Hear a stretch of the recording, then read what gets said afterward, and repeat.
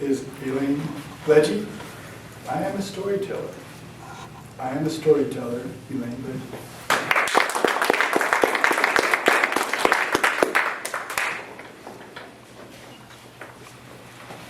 Mr. Toastmaster, fellow Toastmasters, and honored guests, yes, I am a storyteller. I've started the Storytelling Club in Ellensburg. Twice a month or more, I go to nursing homes and retirement centers to tell stories. I am a storyteller. Yes, all of us are storytellers. I am so grateful for the people who've spoken before me because they have touched on what I want to tell you today. Not only are we all unique and wonderful, there is no one in this room or in this entire world that can tell your story as you can. Only you have lived this exciting life. Only you can say, I did it all. Only you can pass it on to your children, to your friends, to your relatives. Even if they don't want it, pass it on. One of these days, your history might be for sale on eBay.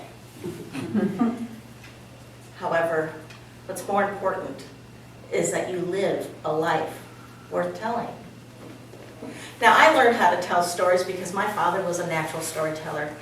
Every summer we'd sit on the back porch, he'd be sitting in the papa chair, smoking a cigarette, and all I could see was the glow from the embers of his cigarette, and he would tell us stories about growing up in rural, and I mean very rural, New York, going to the Korean War.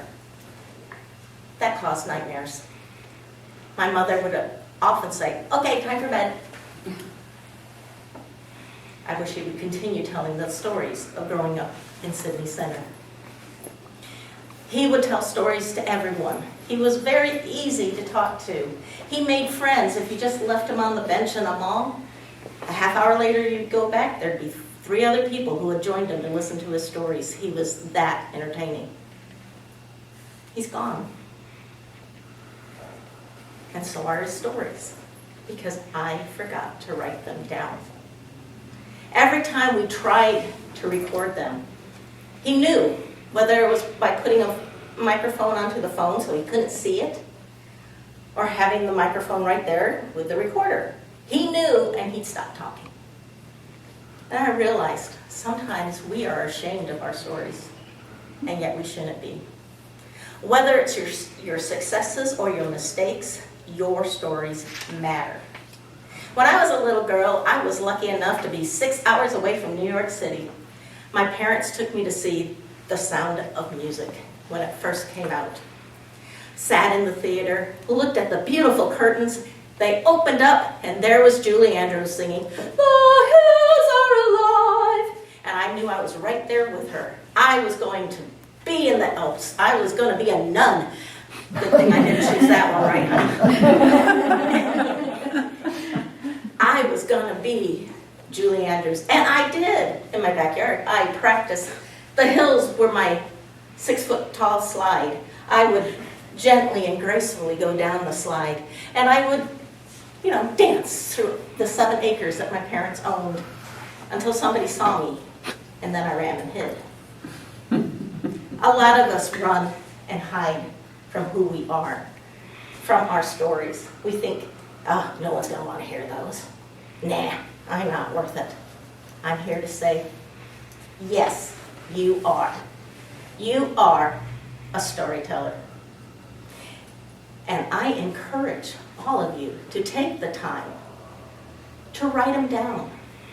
Or get one of those stupid apps on your cell phone where you can talk to it and it records it and it tells you what time, and that's how come I know what time I need to do for my speeches, because I do that for all of them. Save them. Did you know you can email those recordings? I've emailed them to my children. Sometimes I get evaluated back and it's not so nice, but they've got it. They've got my voice. Do you know how precious your voice is?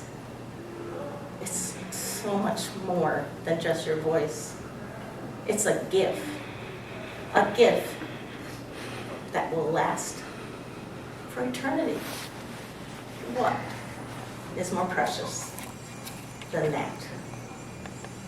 Yes, I and you are a storyteller. Yes.